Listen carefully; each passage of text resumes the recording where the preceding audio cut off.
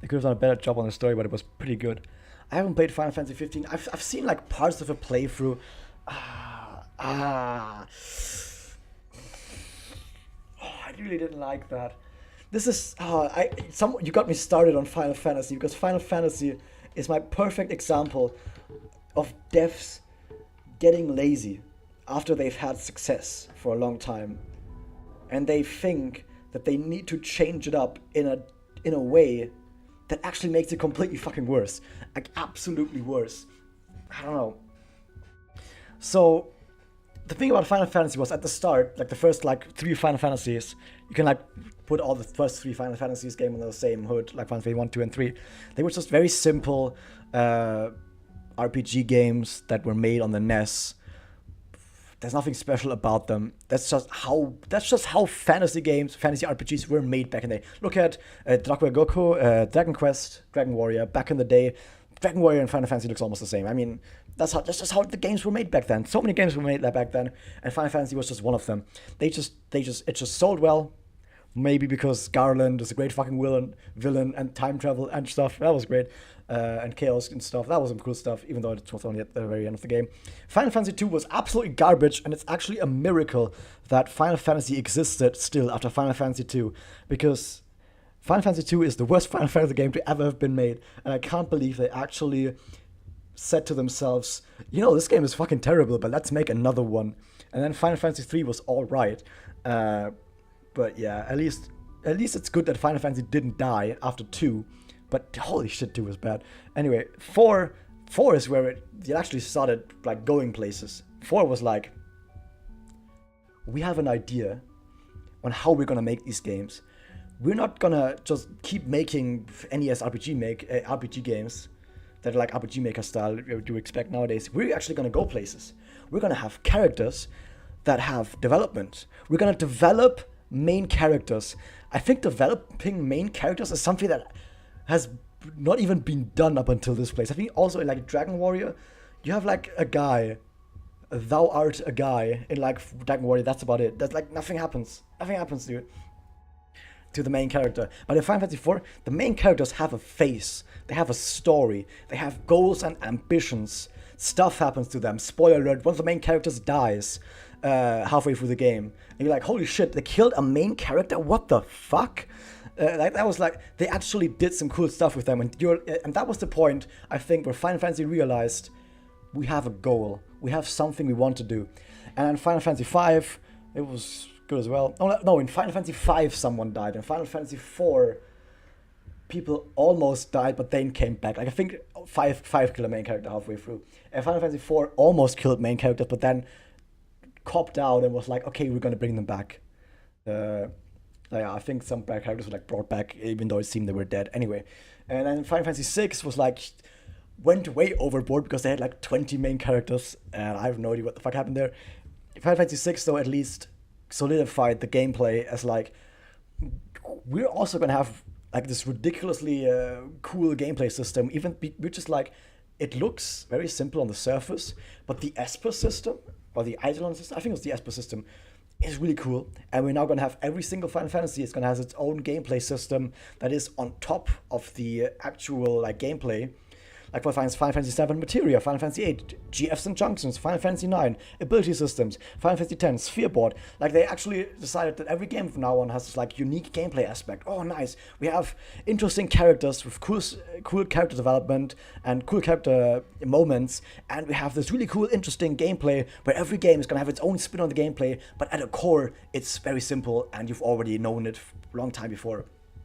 So then Final Fantasy 7 happened, and it's great. Final Fantasy 7 is absolutely amazing. I'm not going to say it's one of the greatest games ever made.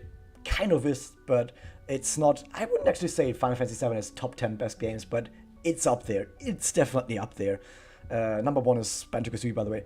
Then Final Fantasy 8 happens. Final Fantasy 8 is also absolutely amazing. The GF and Junction system, in my opinion, one of the greatest RPG systems ever made. Like Final Fantasy 8, I think the GF Junction system, one of the greatest systems ever made.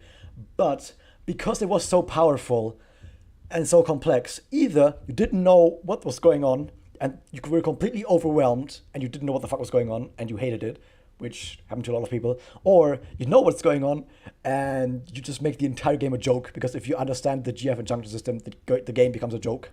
Like, there's no challenge anywhere. You just breeze through the game, one-shot everything, no worries about anything.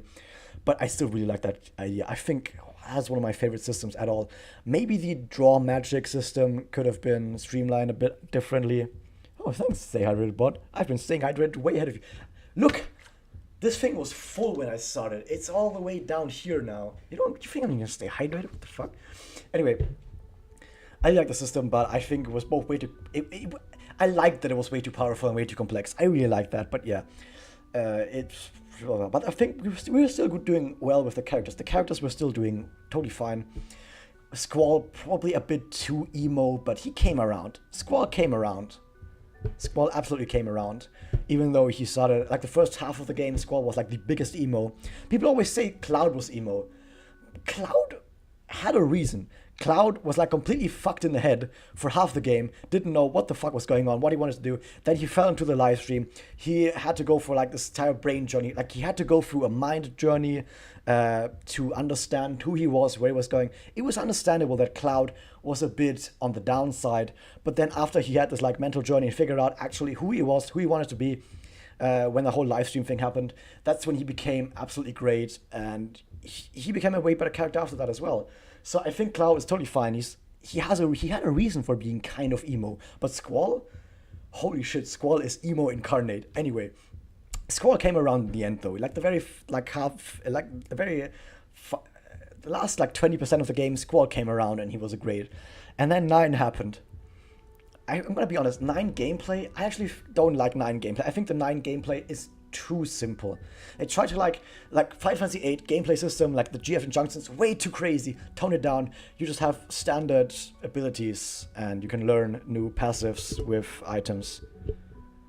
I didn't like that. I think 9 is like, on the gameplay side, 9 is really, really weak. I didn't like that at all. But holy shit, the writing and the characters. 9 is where the writing was an absolute peak. Like, if you were to graph out the quality of writing, I'm gonna do it for you guys. I'm gonna open my game and I'm gonna show you the quality of writing in Final Fantasy games all over the place, okay? I'm gonna show it to you. Okay, where's my GIMP? Okay, do this. I'm gonna need like a big one.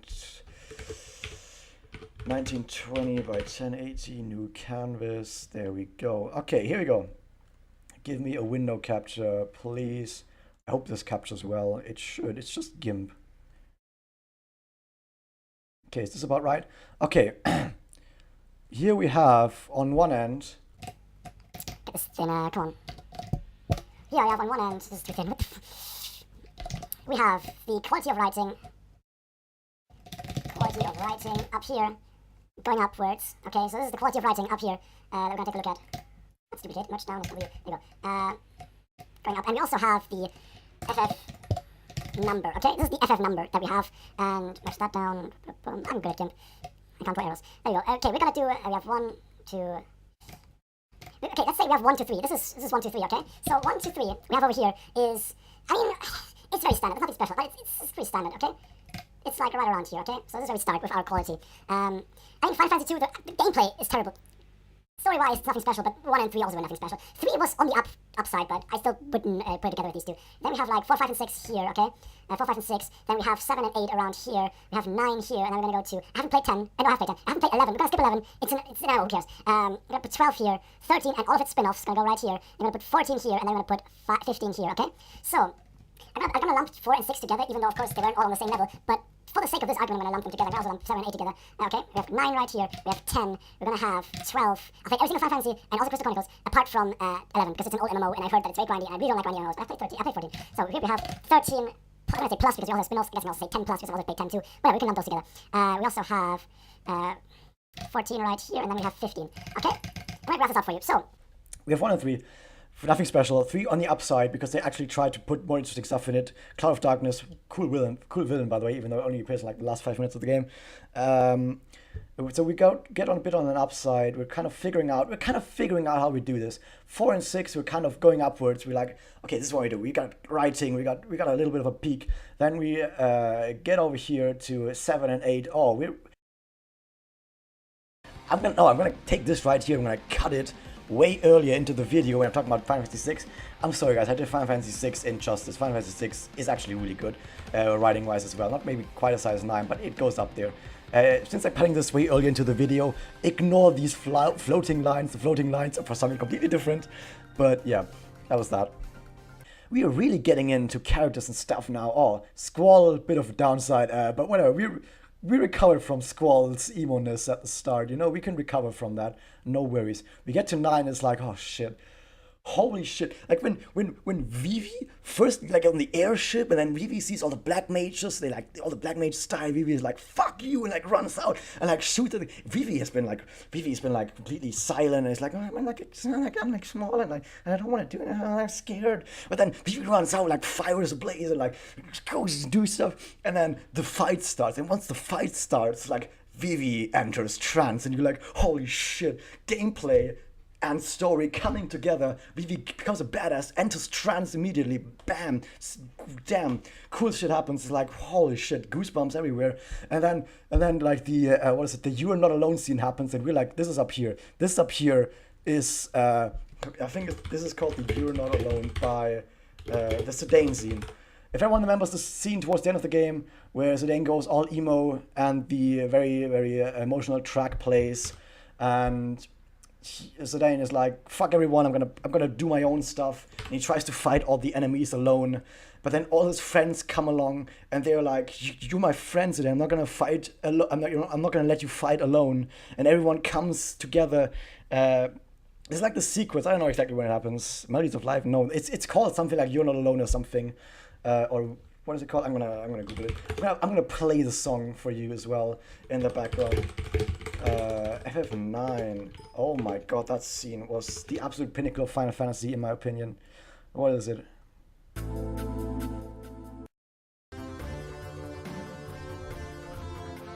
That one. That scene was the absolute pinnacle of Final Fantasy writing, in my opinion, because that scene has been built up throughout the entire game. Every single character had their own emotional story. You had Steiner, who starts out being like this, like knight. I'm gonna be a justice warrior, and what the queen does is right. And all this time he's being shown that, like, no, the queen is doing bad shit. The queen is not doing great shit at all. And he's like, oh shit, fuck. And you can see throughout his character arc, like, Steiner keeps questioning himself until he ultimately snaps, and he's like, you know what, guys, you're right, Queen is evil, I've been fighting for the wrong side, and then he like truly joins you. That Steiner was going through. Vivi had the character development that I was talking about earlier. You had Garnet going through character development, being like, no, I'm not gonna sit idly by. I'm gonna go out there, I'm gonna help people. You had Zidane go through development where he was being cheery all the time, and then he, at the very end, when he figures out all the stuff about himself and about the genome stuff and everything, and about Terra, I think the other planet was called, and he goes all depressed, and all the characters have been built up, and that is the moment where all the character writing comes together to create this amazing scene where every single character that has had all this amazing, all the character moments, all the development of all the other characters, they come together and they help Zidane out, who is at his lowest point, and they all fight together, and it's also shown in gameplay. This is not just a cutscene, you see it in gameplay. You start out fighting against all of these bosses alone, and you're like, fuck, I can't beat these bosses alone. I can't do it, but I have to fight because I can't do anything else. And then your friends, they come in from the side, and you're like, no, we're gonna be there, we're gonna help you. And that was probably the greatest scene writing-wise in all of Final Fantasy. Someone is shouting outside, probably heard me as well. Holy shit, that scene is absolutely legendary. So that happens. Final Fantasy IX. After that, I think Final Fantasy IX takes a bit of a dip. The last few hours of Final Fantasy IX I actually didn't like that much, to be honest. I think also Necron. Where the fuck is Necron even from? That's a bit weird. But we're still really high. But after that, 10 happens. Now 10, I'm gonna say 10 is somewhere a little bit below 7 and 8. I'm still gonna put it maybe around 4, 5, and 6. 10 isn't actually that terrible writing wise. I actually really like the idea of having like being on a journey basically to sacrifice yourself for the greater good. And Final Fantasy X is more a story of the world. The characters themselves don't really have their own big moments. Like, sure, you have Waka understanding that maybe the Albed aren't actually that bad. Maybe Albed could be our friends. That's a bit of a development that goes on there, but nothing like Final Fantasy IX. For example, Lulu doesn't even have anything. Lulu doesn't have any development. Auron doesn't have any development at all. You just figure out his backstory. That's what you figure out Auron's backstory, but he doesn't really change during the story at all. There's nothing that changes there. Yuna has some development, and Tidus as well, or Tidus, whatever you want to call it. I'm going to call him Tidus. Tidus also doesn't really have that much. He has some development. He definitely has some development, as well as Yuna. But apart from Tidus and Yuna, not that much happens. Not that much happens to the characters. You just go through the world. But you get to see a lot of the world. The world is being described very nice. You get to see all of that stuff. You get to see every single aspect of the world. You get to see the religion, how the religion plays out, how all these different areas are connected to each other, all the different, the people, all the different people, you get to meet those, how the peoples think about each other. You get to see everything about the world. Like Final Fantasy X is about the world, and it does a pretty good job at showing the world. Final Fantasy X world, Spira, is a really good world. I really like how they showed Spira. So for that, I'm going to say that Final Fantasy X writing is actually pretty good. I mean, a lot of people make fun of the ha ha ha ha scene, but the world of Spira is fucking amazing. And how they portray the world as well. How they show you all of these different things. Like, here's the sports, here's religion, here's the Thunder Plains and what happens here. Here's how the different people, the Gado and the All Bad, and how all they are connected to each other. A lot of thinking went into that and how it's revealed to you. So, 5 out of 10, ignore the ha ha ha scene, ignore half of the characters, and you've got some really good writing. Then, Blitzball was alright. I mean, as a gameplay wise, it's not very interesting, but it fits very well into the world and the story. So that's why I think it's good. Gameplay-wise, they should have done the gameplay differently, whatever. So, after that, we've gone to 12, and I'm going to be really sorry. I think people say that Final Fantasy X either was shit at 10, or they say they were shit at 13. But I'm going to give you guys a new perspective. Final Fantasy wasn't shit at 10. Final Fantasy was shit at 12. Okay, I should maybe move this a bit further to the right, because now it looks like Final Fantasy 12. Actually, this is more like it. I know a lot of people are going to be really mad probably up until this point, but now we're looking more like it. This is way better. So there we go. Maybe 6 is definitely a bump in here. 6 is definitely a bump in my opinion. Anyway, 6 is really good. 4 is also really good. Like 4 and 6 are bumps. I don't know about 5. I mean, 5 was also quite right. It was alright. It was alright. I think 12 is a big step downwards from everything, mostly because the world. Let me start like this. Final Fantasy X, the characters were not that great, but at least it had the world. Final Fantasy 12, a lot of people say, I really like the world. I understand that if you play like Vagrant Story or you play like Tactics, the world is really cool. There's a lot of cool stuff going on in that world. You also have different people, and there's a lot of politics going on in that world. And if you play like Vagrant Story or you play like Tactics, all that stuff really shines through. And if you come from those two games and then you come to Final Fantasy 12, they all have the same world, by the way. They all play in Ivalice. That's why I mentioned that. They all play in Ivalice. So then you come to 12, and you already know the world. If you already know the world and you come to 12, you're like, this world is amazing. I like Ivalice. Ivalice is like my favorite world whatsoever. And I agree. Ivalice is a cool world if you already know it from these other games. But if you played just Final Fantasy 12, I played Final Fantasy 12 first out of these 3 games. And I actually didn't like the world at all, mostly because Final Fantasy 12 does a really shit job at actually delivering on that front. I think Final Fantasy 12 does an absolute shit job at introducing the world. Most of it, like you have 4 or 5 different races, most of them don't even appear that much. Like 80% or maybe even 90% of all the interesting or important characters are humans, or Humes, I think that's they're called. And the other races don't even show up that much, or just in the background somewhere. Most of the important characters are all humans, so what the fuck is even the point of all having all these different races if you're not even going to use them as main characters? Is it because they're too different? Like, why couldn't some of the main characters that you have in your party be one of the Banga or whatever other folks? Why? I don't know. They're just completely pointless. The Viera have one village, and that's the end of them. You don't see them ever again, like one village.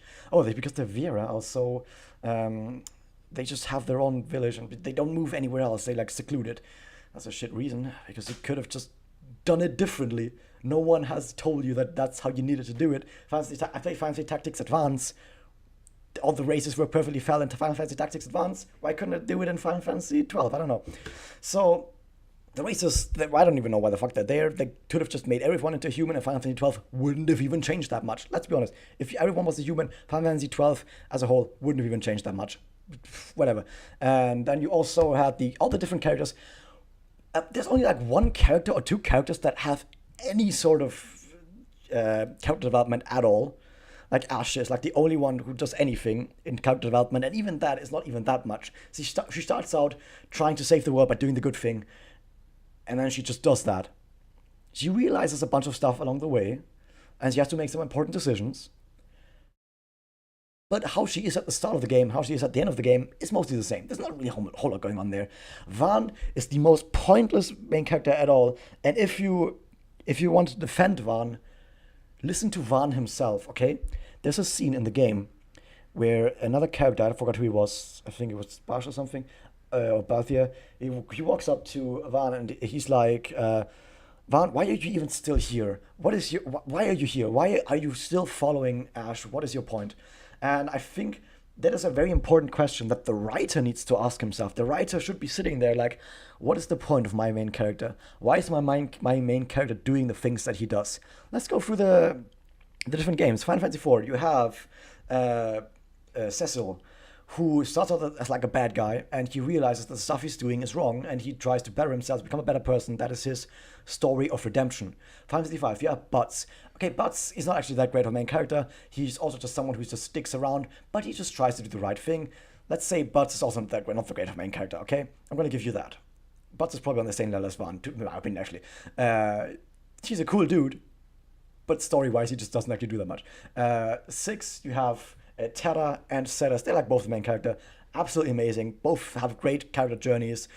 Ceres, like the very first bit of Ceres that you get after, or Celis, I think it's even called, depends. After the world gets destroyed, like the very first bit of the very next hour after that, it's absolutely amazing. Very great. And you have 7, Squall. Like I said, he starts out really emo, but he has his character development, he has his important moments, he does go through the whole live stream section where stuff goes really badly, and he comes out a better person. And I think he's someone who gets stuff done and makes sure that he's like the leader guy. Same with Squall. Squall's also like the leader guy who gets stuff done, but Squall, he is a really big emo. Holy shit, Squall. But also, he also comes through in the end of some character development. Zidane, amazing. He starts out being like this very cheerful guy, and at the end, he's also a really cheerful guy, but like I said, the You're Not Alone scene gives him so much character development in one scene. Like, the You're Not Alone scene has more character development than all of the character development. Like, Zidane alone, his character development in that one scene is more character development than all character development combined in 12, okay? 10, you have Tyros. He also doesn't have that much, but he at least gets to know the world, and through that changes to accommodate the world better, and he does go through some learning aspects and realizes that I'm not just some guy who tries to get home. I care about this world. I care about the people here. I want to help the people here. So he also goes through some development. But then you've got Vaan, who's just like, let's come back to the question, what are you doing here? That Basha Baltia, I forgot who was, asks him, and he's just like, I don't know. He actually just says that in the game. He's just like, I don't know. I'm just helping, I guess. If you were a writer and your main character says in the game, I don't know what I'm doing, how is that not a giant flashing red light that maybe this main character really shouldn't be this way? That maybe this main character really should have been completely different. I don't know. Something didn't quite get changed there, even though it really should have been. You also have Fran, who's just there for the ride. Balthia is just there for the ride. Vaan is there for the ride. Bash is there for the ride. They're all just there for the ride. Ashe is the only one who actually just does stuff. Did I say Ashe?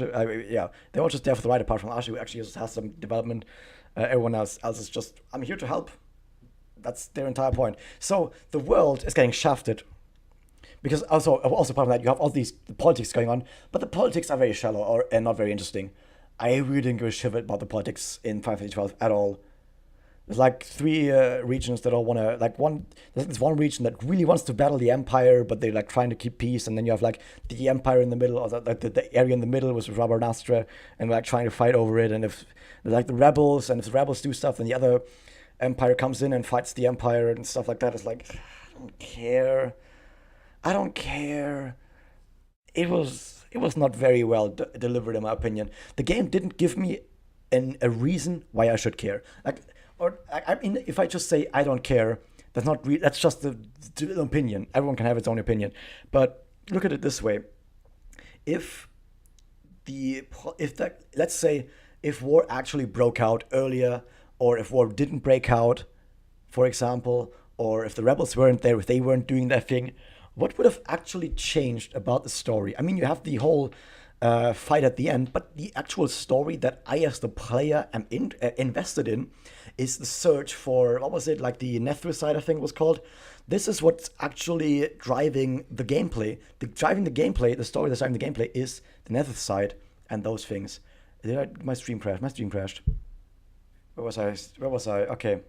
So, most of the characters, they don't even participate in the story that much. Like I said, the politics. Like, if the war broke out sooner or later, if it didn't break out at all, none of that would have mattered, because all you do as the player is you search for the Nethricide, and you want to get the Nethricide. You don't want the evil guys to get their hands on it, and maybe you want to use it yourself. You're not quite sure. That is actually what the story is about for yourself. All the war stuff and all of that stuff is happening somewhere completely differently apart from the story. You just hear about it in the middle of the entire thing. Like, sometimes you search for some stuff and you come back and then you're like, and some characters like, hey, there's news on the whole thing with the rebels and maybe war is gonna break out soon. I don't give a shit. I'm searching for the Nethricide. Why should I give a shit about some politics or somewhere else? This is the problem with the politics in Final Fantasy XII. None of that actually impacts the player immediately, apart from like the last hour of the game, when the actual war breaks out and then you get to do stuff. And even that probably would have happened anyway if they got their hands on the Nethricide, so who cares? So that whole politics thing completely fell into the water, because it has no connection to what you do as a player.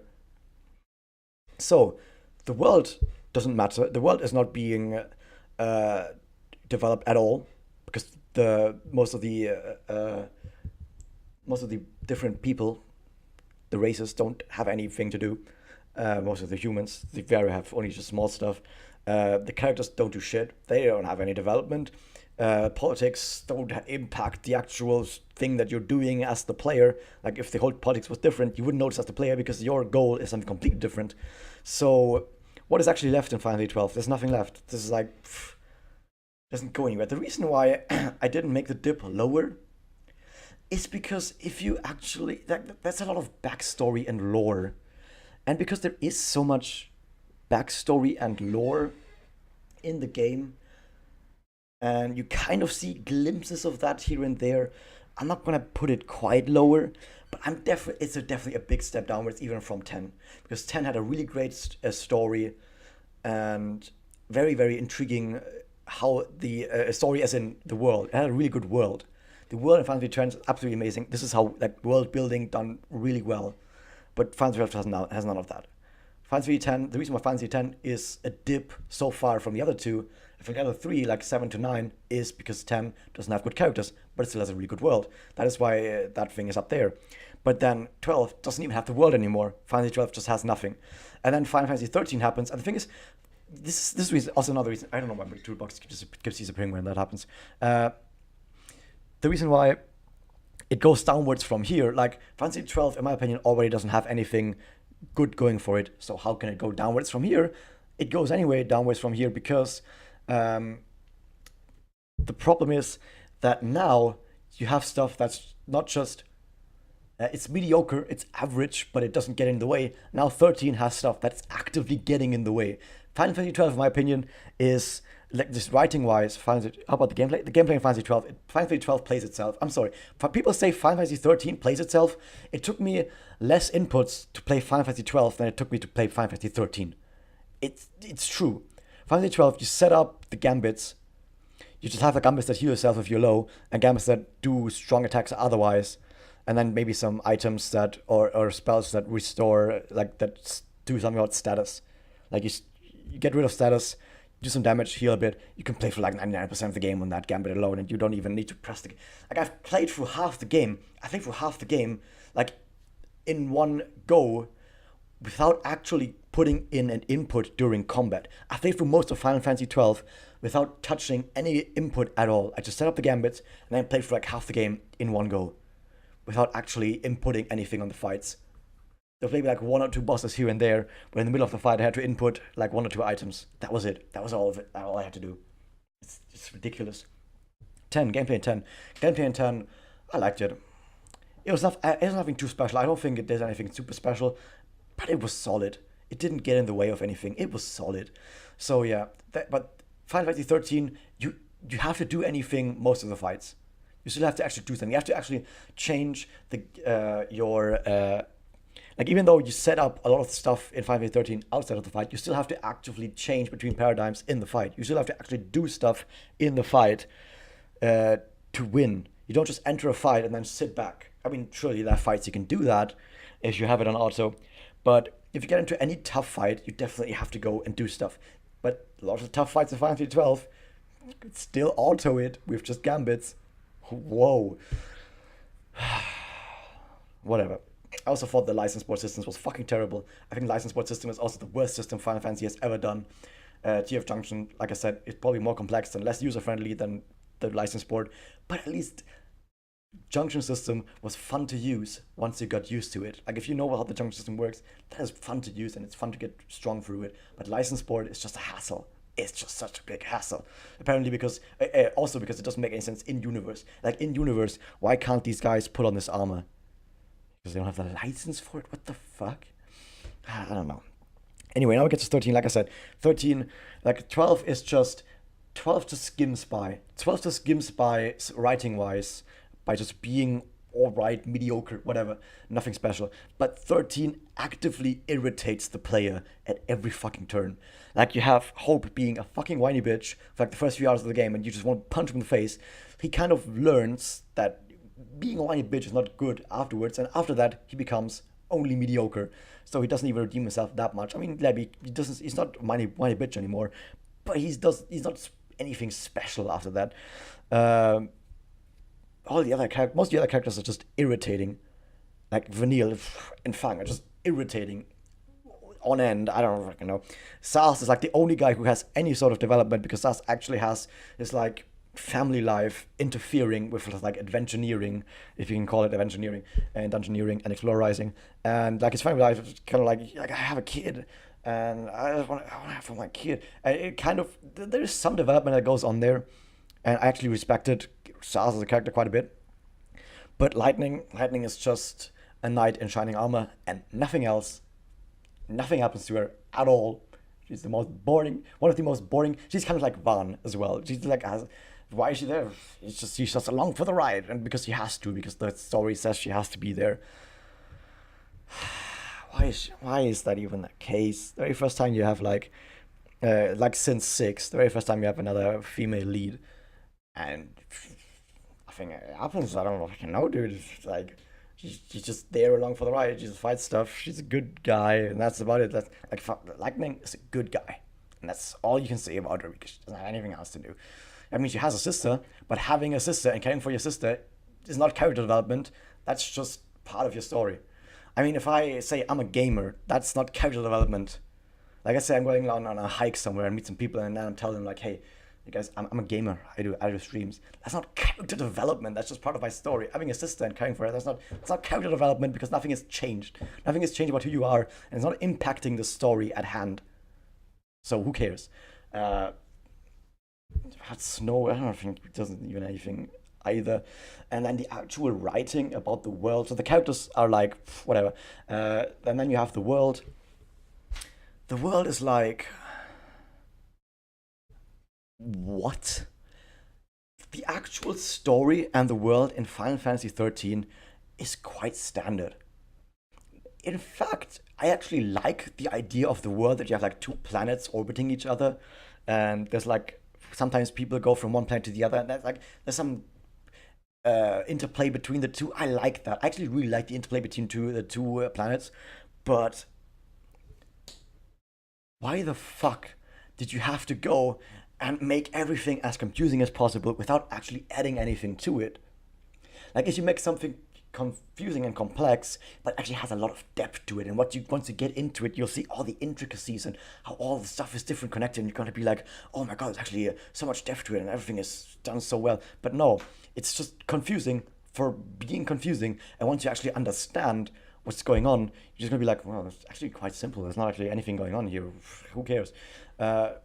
I don't know. Like the game starts out throwing 10 different words at you that you've never heard in your entire fucking life, and they don't explain anything, and they basically like read the logs if you want to know what's going on. So yeah, you either read the logs, which is just like reading a book. I'm not playing a video game to read a fucking book. If I want to read a book, I read a book. I've got a book right here. Where is it? Here. This is The Divine Comedy, which a friend has lent me because I haven't read it, and they were like, "Oh, you're gonna read The Divine Comedy? We haven't read it," so I'm reading that. It's all right. If you want to read a book, I read a book. Why? If I'm playing a game, why the fuck are you gonna be like, well, if you want to understand what's going on, read a book. Whatever. So the actual story is also not very interesting. Like you can explain most of the story. Like the start of the story is where most of the complex stuff happens. Like the first few hours of the game, but the first few hours of the game is actually just very simple. You encounter some godlike being who basically tells you either do what I tell you or you become a zombie. That's the entire like first few hours of the game. But almost no one actually realized what the fuck was going on. And even once they do realize what's going on, it's like you don't feel better for it.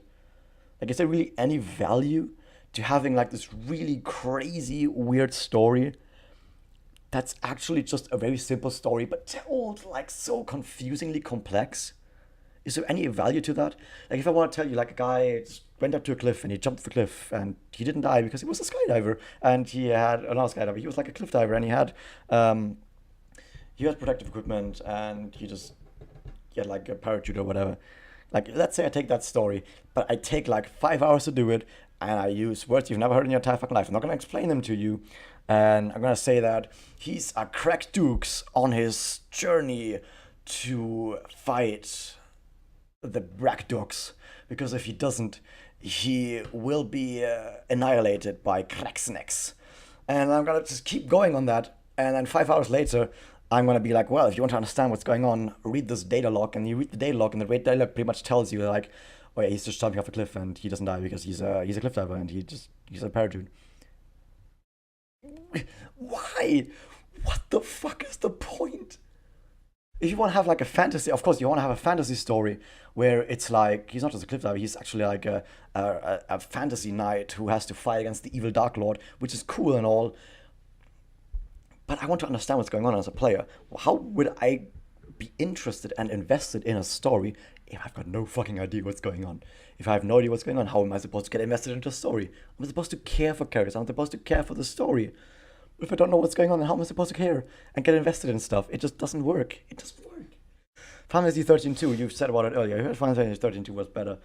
I actually didn't think it was better at all. I think it was just as dumb as you could expect. I don't remember Final Fantasy 13 2 that much. I only remember being very angry at it and being very irritated by it. But because I can't mention anything about the story right now because I don't remember it back then, I'm not going to say anything about it. I'm the kind of guy who doesn't get really angry or doesn't go on about stuff that he doesn't really remember much or hasn't played. Like, I haven't played 11. This is why I skipped 11. I'm not going to be like, oh, I've read about 11, so that's why I'm going to talk about 11. I'm not going to do that. I'm going to talk about stuff that I played and stuff that I remember.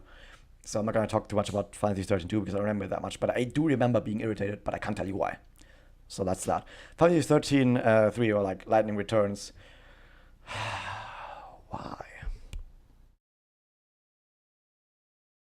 That game was just wild, as in like the story did whatever the fuck it wanted. Hope is young. Why? Because I say so. I don't fucking know why it's young. I don't fucking say so, dude. Why do you need to do this stuff for us? That we send Lightning on this mission to do stuff. Why? I guess the world is ending soon, and you kind of need to save people. But I guess I can't do it like that. So you need to. I don't fucking know. Stuff just happens, and nothing really matters. Like it's like a time skip for 1,000 years or something, but nothing changes because no one aged. I don't care. Like, why? The thing is, I'm not mad that people didn't age after 1,000 years if it was well explained or if it made sense. However, you go to the distance in the story to say, and then 1,000 years passed. But then you also say, but nothing changed. So then I'm asking myself, or it wasn't 1,000 years, but some number of years passed. So then you ask, why did uh, why did you even say that so many years passed if nothing fucking changed? If it didn't matter, why the fuck did you even put it in? And that's a lot of stuff like that in Lightning Returns, where I'm just scratching my head, like, why is this even here? Why is this? Finally, Lightning Returns doesn't explain anything to you, or at least not satisfactory. It just goes like, it just waves its finger and goes, that's why that is, that's why it's like that. Continue playing the game. Jeez. Final Fantasy 13 is on par with the first three Final Fantasies. Story wise, I would you can argue like Final Fantasy 1 to 3 doesn't have that much going for it. So there's not really anything there. Final Fantasy 13 has a lot to it. There's a lot there, but the stuff that is there is not very good and it's terrible. So you can argue, is it good to have a lot of stuff that's not really good? Because maybe some people enjoy it anyway. Or do you say it's better to just have not a whole lot, but it's all right? That's pretty much your own guess. And then you have 14 and 14. Like, I haven't paid that much attention to the story. I have grasped a bit of stuff here and there. I played through pretty much all of it, like to current patch, which is Under the Moonlight. So I'm gonna give my reasoning on just the stuff that I picked up and on Under the Moonlight. And oh my god, that stuff is so fucking amazing. Under the Moonlight, holy shit.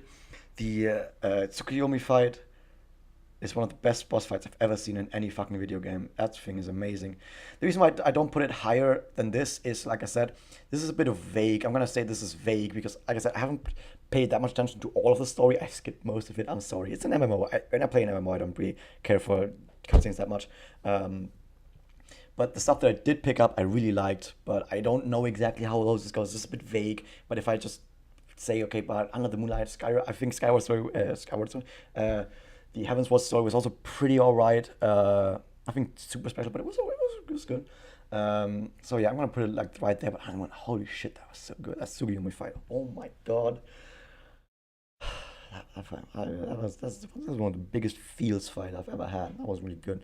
And then 15. I haven't played 15 yet, but I've seen people play it. Not all of it, but I've seen a bunch of stuff. I've seen a bunch of gameplay, and it looks like this. It looks a bit like that. Let me go back up a bit. It looks like a bit like this. Maybe it's somewhere around there. It seems better than 13. Maybe somewhere around 12, but I can't really say. This is also vague because I haven't played it yet. I have it in my library, my Steam library. I'm gonna play it in like the next few weeks, months even. I have exams coming up, so I don't know how fast I'm there, but I will play soon. And from what I see, at least, the characters, they seemed very lifelike. It seemed like this is some of the most lifelike characters I've ever seen. But from the stuff that I've seen, at least, like I said, I'm gonna preface the guy before people get mad at me. This is all just vague ideas that I've seen from other people playing it. So this is not like a set in stone idea. I might change it later. I might change my ratings on this, but the way I see it is the characters are very lifelike, but they didn't seem like they had a whole lot of character development to them. Like there was this one place where at the very end of the game, the one guy goes, "Actually, I am half demon or half monster or something," and it seemed like to not do anything. They just pat him on the back and they're like, "Well, that sucks, but we'll just continue because we're friends." And it seemed like nothing came of that. But like I said, it's like one of the very few scenes that I saw about character development. Apart from that, it seems like they're just there for the ride. Um, but yeah, I can say that I didn't hear a lot of good stuff about it. I know someone who has very similar ideas to me about this entire thing, like someone who has also played Final Fantasy 15, who has very similar ideas to pretty much this entire graph. Like I talked to someone else, he has pretty much the same ideas about this entire graph. He probably agrees with me on every single point up until now, and he said that it would be somewhere around here. So I'm gonna trust him on that. That he said that the story didn't really impact what you were doing. You didn't get invested into it because you just had a bunch of cutscenes here and there, and nothing really mattered.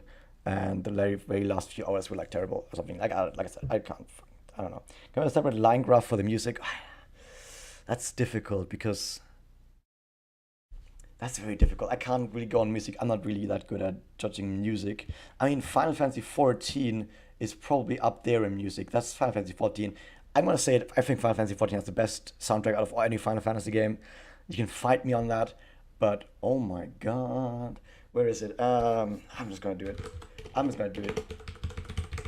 Final Fantasy is so good. You can see how much I've watched this already. Oh my god. This is so fucking good. And it also, not just by itself, but also how well it fits to the fight. If you've played this fight, this scene, this music, and the music that comes right before this as well is so fucking good. Holy shit. Final Fantasy is fucking amazing. Final Fantasy 7, 8, and 9 are all like... I'm gonna be honest, I didn't like Final Fantasy 9 music that much. I'm sorry. 10 was like, Seymour Omnis was nice. I really like Seymour Omnis. I also really like the Underworld, Otherworld. I like Seymour Omnis and I like Otherworld. That's like the spike right here. 12 is like, if you like orchestral music, like choir music, then Final Fantasy 12 is really good. I don't like that too much. That's just personal opinion. If you like it differently, then fine. Like to each their own. Music is a lot more about taste, but I personally don't like it too much because it's not it doesn't have its own feeling to it. I like music that when you hear it is very recognizable, and you instantly get a feeling of what this music is supposed to represent. I don't quite get that with Final Fantasy 12 music. 13, you have 13 is like somewhere like this, but Blinded by the Light, bam! Blinded by the Light is fucking amazing. I like Blinded by the Light. I think Final Fantasy Blinded by the Light is one of my favorite fucking themes of all time. I haven't played Final Fantasy 15, I can't say, but about that. 6, 5, and 4, I think they're alright. I like Dancing Mad. I really like Dancing Mad, but apart from that, I don't think there's anything that stands out too much. And 1 to 3 hasn't done that much. Apart from Cloud of Darkness. Oh, I fucking love Cloud of Darkness. Cloud of Darkness is fucking amazing as well. But I can't really say that much. Like, this is kind of like that. I really like that. Like, just on average, 7 and 8 probably have the best music. If you like compare all the different tracks from all of the all the different tracks that are in the game, if you add all of those up, I think 7 and 8 probably have the best overall soundtrack. But if you consider the spikes as well, I think 14 has the best soundtrack, because Final Fantasy 14, holy shit. Oh shit, I fucking love this song, man. There's so many songs about Final Fantasy 14. Like Final Fantasy 14, when that music spikes, it becomes so fucking good. Holy shit, Final Fantasy 14 has so many good music. I can show you like one of the things. What is it? Is it Unbreakable? Of course I'm not gonna find like this. What is it? I think that's, no, it is called Unbreakable. Just a dungeon theme for Continuum. Oh my god, this is just a dungeon theme. Oh my god, how is it this fucking good? And it's just a dungeon theme. This is like the only Final Fantasy game that has like really fucking amazing dungeon theme. Like all the other games, they have good dungeon themes. Don't get me wrong. Like Mako Reactor, if you counter that as a dungeon theme, that's really good. It's very atmospheric, but this shit is fucking amazing. Anyway, so yeah, that's it for the music at least, if you wanted me to do that for music. But I think that's about it, because my voice is absolutely dying right now, and I need to upload this. And it's gonna last it's like a 2-hour discussion at this point, and everyone else has already left. Everyone else has already been like, oh my god, this fucking guy is talking about this fucking shit again.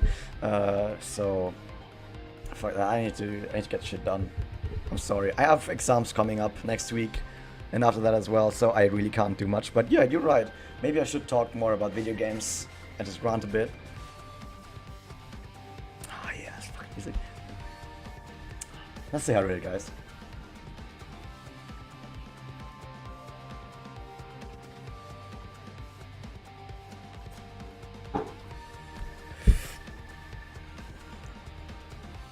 So yeah, that was that. Hope you guys enjoyed it. Thank you, Purple Dragon, for staying around so long. I need to get shit done. So that's like the last day I have left for funny stuff. I hope thing was just a stunt. Oh my god, really? Well, it certainly made waves. It certainly made waves. I know that if I upload this to YouTube, I'm gonna say this at the very end of the video in case people watch this. I know people are gonna get mad at this. Maybe I should have put this. I'm gonna take this right here. I'm gonna cut it way earlier into the video when I'm talking about Final Fantasy VI. I'm sorry guys, I did Final Fantasy VI injustice. Final Fantasy VI is actually really good, writing wise as well. Not maybe quite as high as 9, but it goes up there.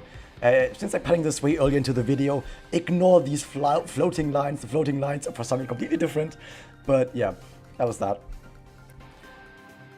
So yeah, that is my general idea of writing quality in Final Fantasy games. I think it's pretty good. I think this is pretty much how I would say it is. I could make another thing for gameplay quality, but I think gameplay quality is similar, but this spike would go downwards for me. I'm sorry. If it was gameplay quality, it would be similar, but this spike would go downwards. I'm really sorry, but yeah. So yeah, that was that. I'm gonna upload this to YouTube, and yeah, thanks for hanging out. See you guys next time.